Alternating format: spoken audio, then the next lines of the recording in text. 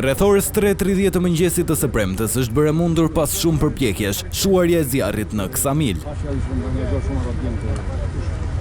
Për shkak të mungesës së infrastrukturës rrugore që vështirësoi ndërhyrjen me mjete zjarrfikse, zjarri, i cili mori për masa të mëdha vetëm pas disa orësh, u vu nën kontroll.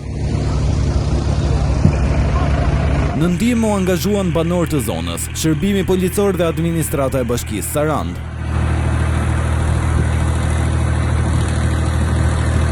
Fatmirësisht nga zjarri nuk raportohet për të lënduar, megjithatë dëmet në sipërfaqet e gjelbërta të kodrave të Ksamilit janë të konsiderueshme. Autoritetet shkuan në terren për vlerësimin e plotë të situatës dhe kanë bërë thirrje për kujdes të shtuar në kushte të temperaturave të larta. Ndërkohë, në kuadër të përballimit të situatës së zjarreve në jug të vendit, Forca Ajrore ka intensifikuar monitorimin ajror me dron, duke garantuar vëzhgim të pandërprer ditën dhe natën mbi zonat më të rrezikuara nga flakët.